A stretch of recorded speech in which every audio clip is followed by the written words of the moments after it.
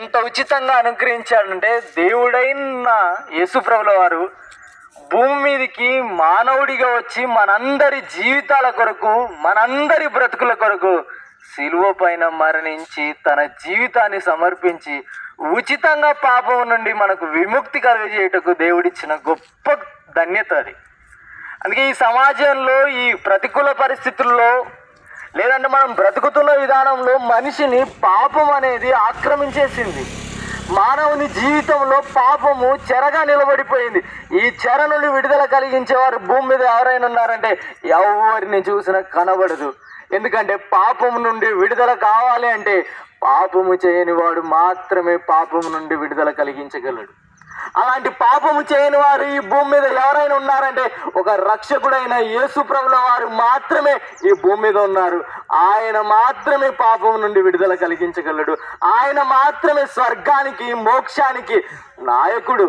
ఆయన ద్వారా నడిస్తే, ఆయన మార్గము గుండా వెళితే, ఆయన ద్వారా, ఆయన నడవడికలో, ఆయన నడకలో మన జీవితాలు, మన బ్రతుకులు నడుచుకుంటూ వెళితే మోక్షాన్ని ఇస్తా అంటున్నాడు దేవుడు.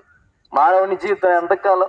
బతికినంత కాలం కొంతకాలమే. అల్పమైన స్వల్పమైన ఈ మానవ జీవితంలో పాపం కోసం అడుగులు, పాపం కోసం పరుగులు ఎంతమంది వెళ్ళట్లేదు. ఒకప్పటి జీవితాలు ఎవరైనా కింద పడితే అయ్యో అనేవాళ్ళం. ఇప్పుడు ఎవరైనా కింద పడితే నవ్వేంత స్థితిలోకి దిగజారిపోయాం. ఇంతగా మానవ జీవితంలో మానవ విలువలు చచ్చిపోతున్నప్పుడు, మానవ విలువలు పడిపోతున్నప్పుడు ఈ మానవ విలువలను నిరూపించడానికి, ఈ మానవ విలువలు నిరూపించడానికి బైబిల్ గ్రంథం తీసుకున్న సువార్త వాక్యేదో చెప్పన, నిన్ను వలె నీ పొరుగు వారిని ప్రేమించు అని. ప్రేమించి దేవుడు మనల్ని ప్రేమించి ఇగో ప్రేమకు స్వరూపమైన యేసు ప్రభుల వారిని ఈ భూమి మీదకి పంపడం.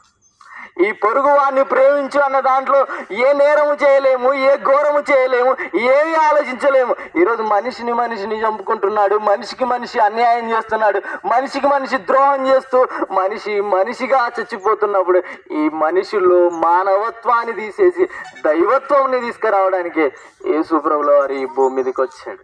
ఆయన నమ్మాలి. ఆయన ద్వారా మన జీవితాలను సమర్పించుకొని ఆయన మాత్రమే మనకు స్వర్గాన్ని ఇస్తాడు. ఆయన మాత్రమే మనకు మోక్షాన్ని ఇస్తాడు. అంత గొప్ప రక్షణకరమైన సువార్త.